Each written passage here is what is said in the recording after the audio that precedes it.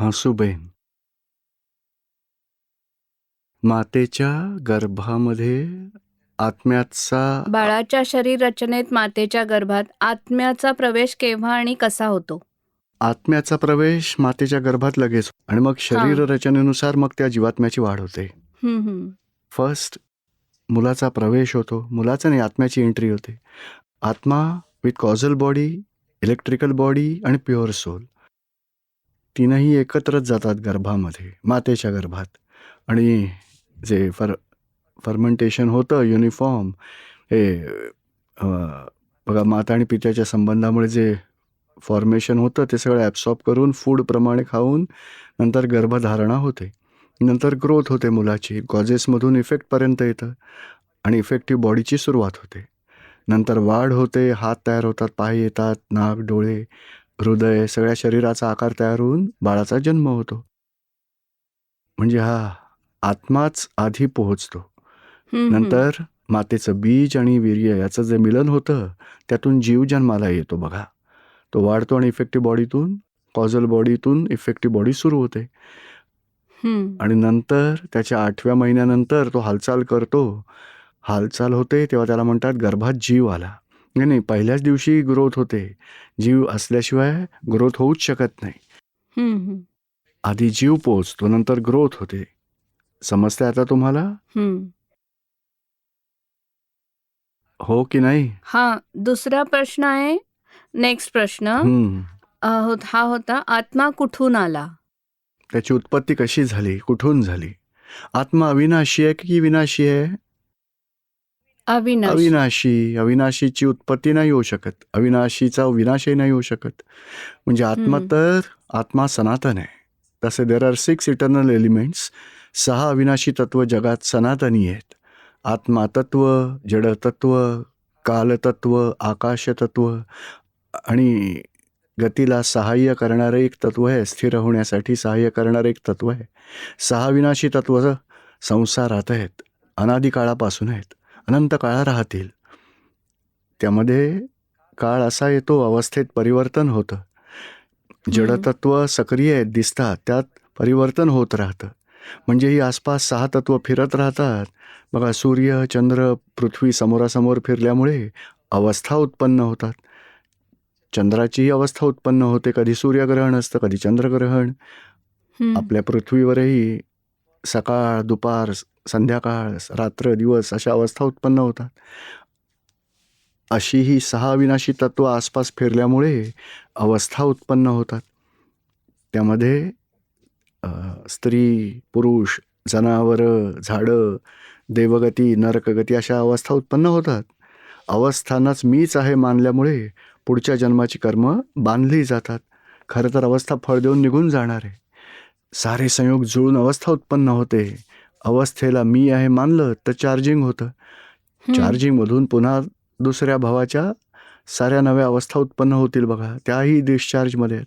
त्यावेळी मीच केलं, कारण मी कोण आहे हे जाणलं नाही, म्हणून चार्ज, डिस्चार्ज, कॉजेस, इफेक्ट चालूच होत राहतं. आत्मा तो मात्र तसाच्या तसा आहे. तो बिघडत नाही, तो सुधारत नाही. तो केवळ ज्ञान स्वरूप आहे, प्रकाश स्वरूप आहे, आनंद स्वरूप आहे, तसाच आहे. फक्त त्याच्यावरची आवरणं वाढतात अथवा मग कमी होत राहतात. निरावरण झाला की तो मोक्षाला निघून जातो. आत्म्यावर आवरणं कशामुळे येतात? तर आत्म्याविषयीच्या अज्ञानतेमुळे, संयोगाच्या दबावामुळे अहंकार उत्पन्न होतो. अहंकारातून बुद्धी उत्पन्न होते, बुद्धीतून राग, द्वेष, क्रोध, मान, माया, लोभ वगैरेमुळे कर्मबंधनात अडकून पडतात. आत्मा तसाच्या तसाच आहे, अविनाशी आहे, तो शाश्वत आहे. त्याच्या उपस्थितीतच हा अहंकार उत्पन्न झाला. बुद्धी जेव्हा स्वरूपाची अज्ञानता दूर होईल तेव्हा अहंकारही निघून जाईल. नंतर हळूहळू राग, द्वेष, क्रोध, मान, मायालोभ सगळे समाप्त झाले तर मोक्ष होईल. समजते आता तुम्हाला? निखार Shah. Each dharma is right in its own way. And each dharma has its own viewpoint. And everybody has their own standards, and then people are at lower standard will think their dharma is right, and people at high standard will think their dharma is right. Who decides which is lower and which is higher? जेवढी अहिंसा जास्त असेल, म्हणजे हिंसा कमी असेल, अहिंसा जास्त असेल, त्या हायर स्टँडर्ड समजायचं. हिंसा कुठवर जाते? एकेंद्रिय जीवाचीही हिंसा होऊ नये. एकेंद्रिय जीव, 2 इंद्रिय, 3 इंद्रिय, 4 इंद्रिय, पंचेंद्रिय मनुष्य कोणाची हिंसा होऊ नये. क्रोध, मान, माया, लोभ, तीही एक प्रकारची हिंसा आहे. ती भावहिंसा आहे, ज्यामध्येही सांगितलं जाईल की भावहिंसा चुकीची आहेत, करू नये. त्याला टॉपमोस्ट म्हटलं जाईल. राग, द्वेष, सेक्समध्येही खूप हिंसा असते. कित्येक जीवांची हिंसा होतेच. ॲबॉर्शनमध्येही खूपच हिंसा होते, मनुष्याचीच हिंसा होते, कत्तल होते. तर ही जी हिंसा, त्याला जे निषिद्ध मानतात ते व्हायला नको आहे. आणि कुठे कुठे हिंसा होते आणि कशा प्रकारे हिंसेपासून वाचायचं आहे तो मार्ग सांगतात. बघा, हिंसेतून अहिंसेकडे आपल्याला जायचा उपदेश करतात. जेवढी अहिंसा अधिक, तेवढा ते उच्च धर्म मानला जातो. तरी कोणताही धर्म काय सांगेल, बाबा नॉनव्हेज खायला हरकत नाही, मनुष्याला दुःख देऊ नका. कोणी कोणी त्यातही नीच पातळीवर असतात, जे मनुष्याचे रक्तमांसही भक्षण करतात. आदिवासी असतात बघा, जंगली असतात, मनुष्यालाही नुकसान पोचवतात खाण्यापिण्याबाबतीत. ती तर लोएस्ट पातळी म्हटली जाईल. त्याहून जरा बरं काय तर मनुष्याला दुःख देऊ नका, पण नॉनव्हेज खाण्यात हरकत नाही, म्हणजे एक पातळी जरा वरची ठरेल बघा. अशी एक एक डेव्हलपमेंट. त्यानंतर शेवटी वितराग भगवानांचा धर्म काय सांगतो? क्रोधाने, मानाने, लोभाने, मोहाने, विकाराने, रागद्वेषाने कोणालाही दुःख देऊ नका. आणि त्याच्याही पुढे काय नाव आहे तुमचं? निखार. आता तुम्ही म्हणता मी निखार आहे, त्यालाच मान म्हटलं जातं, अहंकार म्हणतात. तीही हिंसाच आहे. म्हणून त्यापासूनही बचाव करून प्रथम तुम्ही शुद्धात्म्यात यावं. तोच अंतिम वितरागी भगवानांचा तो धर्म आहे, अंतिम टॉपमोस्ट. आत्मभावामध्ये राहणं, स्वभाव भावात राहणं, ते अहिंसक पद म्हणतात. अहिंसक भाव आहे बघा. आणि विभावात प्रवेश करतात, तिथून हिंसा सुरू होते. नंतर क्रोधमान, माया, लोभ, आणि नंतर खाण्यापिण्यातली खूप साऱ्या प्रकारची हिंसा आहे. पण आपण समजून घ्यायची अल्टिमेट गोष्ट कोणती समजून घ्यायची आहे ती बघा. समजते आता तुम्हाला?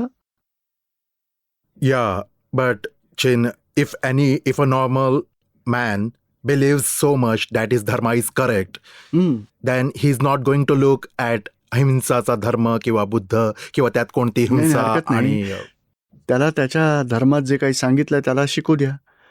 आणि त्या धर्मातले जेव्हा त्याला समजेल, कारण प्रत्येक आत्मा आयुष्यभर अनुभव घेतो, अनुभव घेऊन ठरवतो की दिस इज रॉंग, ह्याच्याही पुढे काहीतरी असणार आहे. नंतर त्याबाबत वेगळे योग जुळून येतात. इथे असतात फर्स्ट स्टँडर्डमधले, असं समजा की 7th स्टँडर्डमध्ये आहे मुलगा, त्याला 8वीत पाठवतात टीचर बघा. आणि इथे सर्वसामान्य नियम काय आहे? 7वीचा अभ्यासक्रमाचा पूर्णपणे त्याला अनुभव आला आहे, त्याला फिट नाही होतं आहे, आता 7वीत मजा नाही आहे, 8वीतला त्याला आवडतो आहे, तसं काहीतरी नवीन आहे, इथे मला जायचं आहे. 9वीतला फारच कठीण वाटेल त्याला, तो पुढच्या वर्षी म्हणजे आता 8वीत येणार. म्हणजे हा असाच नैसर्गिक नियम आहे की याला अहिंसेमुळे कोणाला तरी दुःख होतं आहे किंवा काही नुकसान होतं आहे, त्यालाच अनुभव येईल की हे चुकतं आहे, असं नको करायला. दारू पितो, व्यभिचार करतो, खोटं बोलतो, तेव्हा त्याला समजतं की चोरी करणं चूक आहे. म्हणजे अशा हायर डेव्हलपमेंटमध्ये आपोआप होतील. त्यासाठी त्याला स्वतःचा अनुभव तोच, म्हणजे चोरीपेक्षाही खालच्या दर्जाची लूटमार करणं, दुसऱ्यांना मारहाण करणं, पैसे उचलणं, ते सगळं करताना तो ठरवतो की हे आता नाही करायचं आहे आपल्याला, पण काही नसेल तर मी चोरी करेन. पण त्यात तोही हळूहळू अनुभवास येतं की हे वाईट आहे, मग तो पुढची डेव्हलपमेंट करायला लागतो. असा जीवनातला प्रत्येक जो अनुभव घेत घेत घेत त्याला हे कळतं ना की हे चुकीचं आहे, ह्यापेक्षा चांगलं काहीतरी आहे, जिकडे मला जायचं आहे. म्हणजे सगळ्यात आधी रिलेटिव्ह अनुभव सगळं घेतो, शेवटी लक्षात येतं सगळे रिलेटिव्ह पौद्गलिक आहे, भौतिक आहे, त्याच्याही पुढे काहीतरी असायला हवं. तेव्हा पुढे जाऊन मग समजतं की आत्मा अविनाशी आहे. तो अनुभवाचा शोध आहे. त्यातही खूप धर्माच्या आधारे त्याला पुढे जायचं असतं. त्यातही क्रिया, मंत्र, जप, अनुभवाचा बघा थकतो तो. नंतर त्यातही पुढचा मार्ग शोधतो. शेवटी अध्यात्माची कास जेव्हा एखादा धरतो तेव्हा तो आत्मसन्मुख होतो. आत्मभाव, आत्मजागृती त्याला येते. मग कुठे दिस इज अल्टिमेट, नंतर तो ती सोडत नाही आणि अनुभवाची दशा पूर्ण होऊन मोक्षाला निघून जातो. म्हणजे असे अनुभव घेणं ती संसारातली डेव्हलपमेंट आहे. चोरी करणं वाईट आहे, आधी जुगार खेळणं चूक आहे, त्यातून भीक मागणं, एकेकाचा अनुभव घेऊन पुढची प्रगती तो करतो बघा. तशीच हिंसेची गोष्टही त्याला कळते कोणी सांगता आमच्यापैकी असाच एक पारसी मुलगा होता, त्याला नेहमीच वाटायचं की नॉनव्हेज खाऊ नये. तो रामजयंती करायचा, हनुमान जयंती करायचा, घरात खायचाच नाही. तेव्हा समजायचं की याची डेव्हलपमेंट हायर स्टेजला झाली आहे. नॉनव्हेज खाऊ नये. तो अगदी लहान होता तेव्हापासून हेच म्हणायचं की मी खाणार नाही घरामध्ये. नॉनव्हेज शिजवाल तर मी काही नाही खाणार. अरे तुला कोणी शिकवलं? अशा वेळी त्याची प्रगती हे बोलतो. अशी डेव्हलपमेंट होते आपोआप अनुभवामुळे. त्याला जागृती येते, कळतं की हे चूक आहे. त्याला उपादान म्हणतात, प्रगती म्हणतात. त्याला उमज येते, कळायला लागतं की मी हे आता करू नये, ते चूक आहे. अशी डेव्हलपमेंट वरचेवर अनुभवाचा स्टॉकच त्याची प्रगती करवतो. बघा, समजते, हायर डेव्हलपमेंट करवतो. समजते आता तुम्हाला? Yeah. Okay. So my question was related, but a little bit deeper. In that, I wanted to know, like them. You said everything about this, but I wanted to know that at the core of every dharma, or it's not just about dharma, as well as everything in life, that at the core of everything is to have faith. So I wanted to know what faith is and how to get faith. ही जी development झाली आहे त्याची नाही, 7th स्टँडर्डच्या मुलांना 7th स्टँडर्डच्या टीचरचाच विश्वास वाटेल, faith वाटेल. त्याला 8वीच्या अभ्यासाबद्दल वाटेल हे हायर आहे, हे नको. आता 6वीच्याला वाटेल नको, यात काहीतरी मजा नाही आहे, मला शिकून झालं, आता नको. त्याला बसवलं तर तिथे थोड्या दिवसात निघून जाईल तिथून. तो 7thमध्येच सेट होईल. तो विश्वास वाटणं तीच डेव्हलपमेंट आहे. आता या भाऊसाहेबांना म्हणतील कथा वार्ता मजा नाही, मला काही गोंधळ उडतोय, माझा हे नको, दुसरं काहीतरी हवं. म्हणजे त्यांचा विश्वास तिथे, ते म्हणणार, ते महाराज येतील, बघा ह्याच्यावर विश्वास ठेवा. साहेब विश्वास वाटत नाही मला, मी काय करू? त्यांची इच्छा आहे, मी विश्वास ठेवू इच्छितोय, पण विश्वास नाही बसत. म्हणजे श्रद्धा सांगून येत नाही आहे, ती वाटावी लागते. म्हणून इथेही दादाजी सांगतात, दादा भगवान काय सांगतात की आपण आमच्यावर श्रद्धा ठेवा, असं आम्ही कधीच तुम्हाला सांगणार नाही. तुम्हाला आमच्याबद्दल श्रद्धा वाटायला हवी. आम्ही जे काही सांगू तुमच्या मनाला ते कबूल हवं. कबूल असेल तर तुम्हाला श्रद्धा आपोआप वाटायला लागेल, आणि नसेल वाटत तरी आम्ही आग्रह करणार नाही. तुम्हाला ज्याबद्दल श्रद्धा वाटते तिकडे वाटू द्या, पण इथल्याबद्दल वाटेल, कारण कोण तुम्हाला इथे घेऊन आलं आहे, ते काही सायंटिफिक सर्कमस्टन्शियल एव्हिडन्स आहे ज्याने खेचून इथे आणलं. बघा, कारण तुमच्या प्रगतीची लिंक ही इथूनच आहे पुढची. अशा प्रकारे संयोग जुळतील. हे विचार ऐकल्यावर वाटतं की नाही, हे काहीतरी चांगलं आहे, आवडायला लागतं ना. आपली श्रद्धा इथे बसते. म्हणजे डेव्हलपमेंट आपली अशी आहे की ही गोष्ट आपल्यासाठी फिट होते, आणि हीच गोष्ट धरून आपण पुढे मार्गक्रमण करायचं आहे, वरच्या उच्च स्टेजला जायचं आहे. म्हणजे असा हा विश्वास बसत नाही तर की बाबा, आणि कोणी बसूनही देऊ शकत नाही, सांगत नाही की माझ्यावर विश्वास ठेव, तुला हे देईन, एवढा फायदा होईल, एवढा विश्वास ठेव. Not possible. ती डेव्हलपमेंट आहे, आणि त्या डेव्हलपमेंटमुळेच. आणि समजा एखाद्याचा विश्वास असेल, आज बघा, समजा कोणताही धर्म आपण मानतो, आम्ही सोडायला लावू, हे बंद करा, आमच्यात या, असं कोणी ॲक्सेप्ट नाही करणार. नाही, आमचंच बरोबर आहे, आमचाच देव खरा आहे, आम्ही मंत्र जपतो, भक्ती करतो, आम्हाला आवडतं, अशांना हे आवडणार नाही. त्यांना आपण हळूच इथे घेऊन आलो तरी थोड्या दिवसात निघून जातील. म्हणजे त्यांची डेव्हलपमेंट ती वेगळी आहे. बघा, स्टँडर्ड वेगळं आहे, आणि आपलं स्टँडर्ड इथे आहे, त्यामुळे आपल्याला दुसरं काही फिट नाही होत. इथलेच विचार आवडतात, ते आवडून घ्यावे लागत नाहीत. आम्ही उपदेश करू तुम्हा सगळ्यांना, तसं सांगू, इथे श्रद्धा ठेवा, तशी ती टिकणार नाही. तुमची ती आतून बसायला हवी. Yeah, but without having a little bit of faith, would anything that does come gets immediately rejected? So that internal kind of what do you say, like belief or internal kind of happiness that you get, the like I like this, so I should have faith in this, or I like this, therefore I will create my own faith in this. That doesn't happen because there's no faith in that in the first place. It's like a circle. आपल्याला मनापासून वाटत असेल तर विश्वास ठेवा, नाहीतर मग pending ठेवा की आत्ता मला विश्वास नाही वाटत, पण सगळे लोक म्हणतात तर मी येईन, विश्वास वाटेल तेव्हा मी स्वीकारेन, तोपर्यंत वाट बघू. नॉट नेसेसरी की आजपासून विश्वास ठेवावा, आमच्या घरचेच ठेवतात म्हणून मी ठेवायला हवा. नाही, तुम्हाला आतून ते वाटतं आहे, मन तुमचं, हृदय तुमचं कबूल करत आहे की नाही, मला इथेच पुढचा मार्ग मिळणार आहे, तेव्हाच तो विश्वास वाटतो. Yeah, but what if you don't have faith in yourself? नाही, फेथ तर आपाप येईल आतून. त्यात काय आहे की intellect always disturbing faith, heart is always favourable to the faith. म्हणून आपल्या बुद्धीने आपण कोणतंही कन्क्ल्युजन नाही काढायचं की चला हे चांगले लोक आहेत, इथे यायलाच हवं, हे शांतपणे बोलतात, हे चांगले आहेत, असं नाही. बुद्धीने नाही, हृदयापासून. बुद्धी काय आहे की तात्पुरता प्रॉफिट सांगेल आणि भावना प्रधान ठेवेल. बघा, इमोशनली आपण नाही का म्हणत इमोशनली ब्लॅकमेल करता, असे घरचे सगळे म्हणतील इमोशनली, आपण मानायचं चला, पण आपण असं नाही करत. बुद्धीने नका ॲक्सेप्ट करू, आपल्या मनाला कबूल असायला हवं. भले 2दा या, 4 वेळा तपासून पहा, विचारही, 2-4 प्रश्न, सॉल्युशन काढा. तुम्हाला मनापासून वाटायला हवं की नाही चांगलं आहे, मला वाटतं की इथेच मला काही ना काही पुढचा मार्ग मिळणार आहे. एकदा का तुमच्या मनाने ॲक्सेप्ट केलं की नंतर तो विश्वास तुम्हाला मदत करणार आहे. Does this apply to everything else in life? Everything आहे. Everything else, to not just this, but everything else. नाही हे दॅट विल कम ऑटोमॅटिकली. त्याचं काय की 2 पार्ट्स आहेत ह्यात. एक आपल्या डेव्हलपमेंटचं आहे, एक आपली कर्म जी भोगायची आहेत. कर्म भोगायच्या गोष्टींमध्ये आपला विश्वास असो किंवा नसो, कर्तव्य असतं. मुलाचा जन्म होईल, त्याला मी संस्कृत, पण त्याची कर्म तो घेऊन आला आहे. बायकोशी हिशोब असतो रागद्वेषाचा, त्याबाबत विश्वास ठेवा अथवा ठेवू नका, भोगावं लागेलच. तर हा effect part you have to finish. आता फेथ पार्ट आहे, तो इफेक्टमध्ये नाही आहे, कॉजेस पार्ट आहे. आपल्या डेव्हलपमेंटमध्ये आहे. तर जीवनातही आपण नाही का, या भाऊसाहेबांनी सांगितलं ना आपल्याला की आपलं जे दुकान जे म्हणजे जॉब, आपल्याला तिथे मांस विकावं लागतं. आता त्यांचा विश्वास उडाला, हा बिझनेस त्यांना आता आवडेनासा झाला. आता कर्तव्य म्हणून आपल्याला करावं लागतं आहे, पण आपलं मन त्यासाठी कबूल नाही होत. हिंसा होती आहे, नॉनव्हेज विकावं लागतं आहे, चुकीचं आहे, सगळं सोडायचं आहे. म्हणजे आतून आपल्यातला विश्वास बदलला आहे. त्या विश्वासात बदल घडणं त्याला पुरुषार्थ म्हणतात. आणि नव्या जागी विश्वास बसणं, तर पुढच्या जन्मासाठी आपली तिथून सुरुवात होणार. त्या विश्वासाच्या आधारे नेक्स्ट लाईफ मिळतं त्याला. त्या आचरणाच्या आधारे किंवा क्रियेच्या आधारे नाही आहे. त्याचा विश्वास नाही आहे तो आज. Yeah, but everything, okay, yeah, development. This is, yeah, everything else is karmic and this is separate, yeah. So, but if whatever decision you do make in the karmic part of your life, it's kind either leads you away or towards the akarm path, right? Because like that, pragna brings you towards, I think, बघा की so that decision क्रमिक making. मार्ग जो आहे ना, तो कर्तव्यात नाही आहे.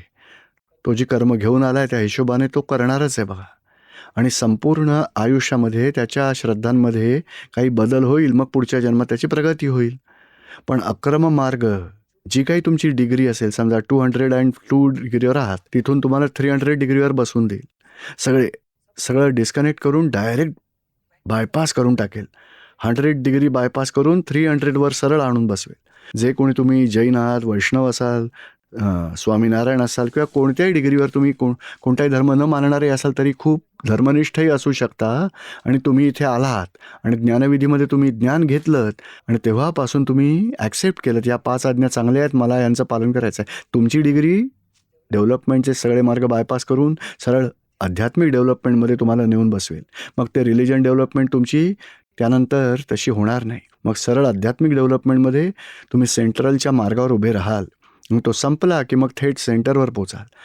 आणि पारंपरिक धार्मिक मार्गावरची प्रगती केंद्रापाशी खूप काळानंतर तुम्हाला आणून सोडेल. तसंही त्याला धर्मनिष्ठाला अध्यात्मात यावंच लागेल. नंतरच तो अध्यात्मात क्रमिक मार्गावर तो आहे, अध्यात्माचा आहे. पण 1% नंतर 2%, 10% झाला, 50% झाला, 30% डेव्हलप होत 100% होईल. पण अक्रम विज्ञानामुळे विश्वास समाप्त केला. आता रिलेटिव्ह फेथ गरजेची नाही, रिअल फेथ डायरेक्ट आहे. त्यामुळे 300 डिग्री म्हणजे आत्मदृष्टी, आत्मश्रद्धा, आत्मप्रतीती पूर्णपणे प्राप्त झाली त्याला. आता डेव्हलपमेंटच्या मधली डेव्हलपमेंटची कोणतीही स्थिती आपण प्राप्त करायची गरज नाही आहे, बायपास करून टाकलं आहे अक्रमामध्ये. पण आता डेव्हलपमेंट 306पर्यंत कशी करायची, आणि ती तर डायरेक्ट प्राप्त होईल इथून. कारण तुम्हाला इथे बघा निखारपासून वेगळं काढलं आहे. निखारची जी काही डेव्हलपमेंट होती तिथून डिस्कनेक्ट करून टाकलं, तुम्हाला डायरेक्ट आत्मजागृतीमध्ये आणून बसवलं आहे. आता रिलेटिव्ह डेव्हलपमेंट बायपास करून टाकली डायरेक्ट. समजतंय आता तुम्हाला? I'm still thinking that I'm using a lot of my buddhi It's okay. in But this you can. rather than following my See, heart. No. You can. Here you can use your intellect but get solution for intellect. बुद्धीचं समाधान व्हायला हवं. बुद्धीचं समाधान होईल, नंतर विलय होईल आणि आपण मनाने विचार करायला लागू आणि प्रगती होईल, म्हणजे विकास होईल त्याचा. हार्टने आपण भले बुद्धीनं प्रश्न विचाराल, पण शेवटी बुद्धी अहंकाराच्याही वर या गोष्टी आहेत. तुमच्या मनात ती गोष्ट आधी पोचेल आणि शेवटी आत्म्यामध्ये पोचेल आणि ही बुद्धी हळूहळू डिझॉल्व्ह होऊन जाईल. दखल द्यायची सवय बुद्धीची नष्ट होईल. नॉर्मल बुद्धी राहील, आपली नोकरी धंदा बिझनेस बायको सगळ्यांबरोबर व्यवहार करायची ती बुद्धी राहील, पण दखल देणारी बुद्धी डिझॉल्व्ह होईल इथे. दॅट्स द थिंग असं त्यावेळी म्हणता येईल. पण I need to have faith in what you are saying to believe that it dissolves. It will come automatically. You now, you got answer, what you will say, okay, I am satisfied with this answer. That your satisfaction with this answer, that makes your intellect dissolved. म्हणूनच बुद्धी आता पुढच्या वेळी तुम्हाला प्रश्न विचारायचा आहे का? नाही, आता मला गरज नाही, मला उत्तर मिळालं आहे. ते कोण म्हणेल? बुद्धीच्या वरचा म्हणेल. तो इगोइझम आहे, पण इगोइझम तर हार्टच्या बाजूला गेला, आता बुद्धीच्या बाजूला नाही आहे. कारण मला उत्तर मिळालं, आता मला प्रश्नच नाही पडत. दुसरे प्रश्न पडले ते मी नंतर विचारेन. म्हणजे प्रश्न संपुष्टात येतील, तशी बुद्धी विलय होत जाईल. आणि heartily quality of heart will develop automatically. Okay, so you are saying that even though externally or with my buddhi, it's not really clicking, but inside my heart is somewhat clicked, and therefore passively things will happen. It automatically will come because your development is that development. That's why you are asking such a question, and that's why you can understand these words, this language, this explanation you can understand because not by intellect but your heart, your development is there. You understood? Yes. सच्चिदानंद. जय सच्चिदानंद. मंजू दिवाण. जय सच्चिदानंद. बोला. पूज्यश्री, आपण सांगितलं होतं की सुखाच्या वेळी खूप सुखात रमायचे नाही आणि दुःखाच्या वेळी खूप दुःखात नाही राहायचंय. न्यूट्रल जास्त किंवा राहायचंय. कमी सुद्धा दुःखी नाही राहायचं. आपण का कमी दुःखात राहायचं? जास्त सुद्धा नाही दुःखी व्हायचं, कमी सुद्धा नाही व्हायचं. जास्त सुखी पण नाही व्हायचं, कमी सुद्धा दुःखी नाही व्हायचं. कारण जेवढं आपण सुख उपभोगतो तेवढंच आपल्याला दुःखही भोगावं लागतं. आणि सुख तर नाहीच आहे कुठे. आपल्या आत्म्याकडून आपण सुख घेऊ, त्या बाहेरचं सुख आणि दुःखातून आपण मुक्त होत जाऊ. जास्त किंवा कमी काहीच टच नाही होणार आपल्याला. आपल्याला आत्म्याच्या सुखात राहायची इच्छा आहे. काय विचारायचं आहे तुम्हाला?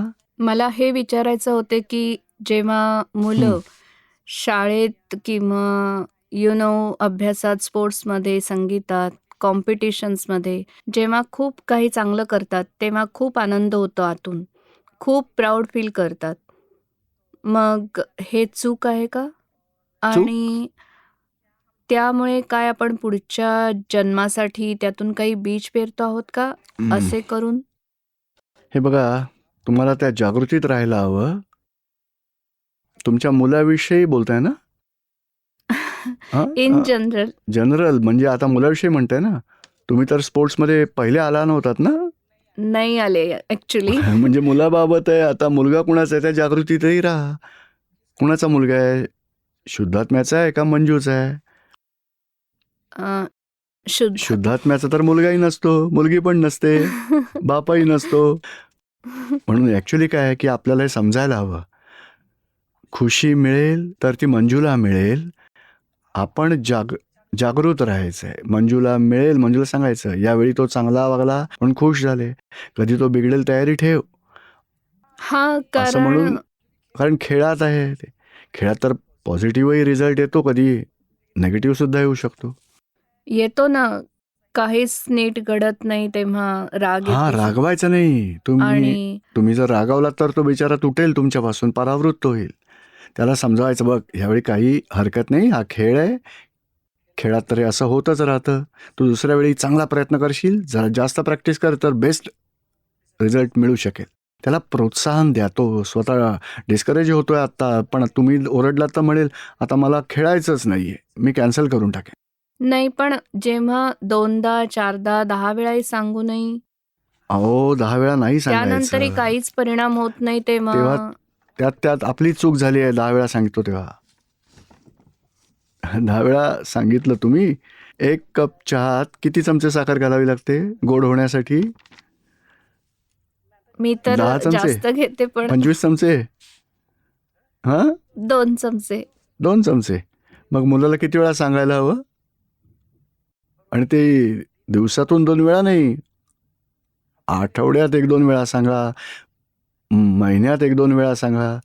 त्या शब्दांना जी किंमत असेल ना, असं सतत बोलण्यामुळे त्याची किंमत उरणार नाही. ते सगळं नुसतं साठवून राहील बघा. हे शब्द कानावर फक्त पडत राहतील, पण डोक्यात घुसणार नाहीत. ह्याचा आजच्या सायकॉलॉजीच्या डॉक्टरांनी अभ्यास केला आहे, की मुलांच्या डोक्यात ते शिरतच नाही, कारण सॅच्युरेशन झालेलं आहे. एकही शब्द त्याने ऐकलेलाच नाही. आपण म्हणतो तुला 15 वेळा सांगितलं, पण ऐकलंच नाही त्याने.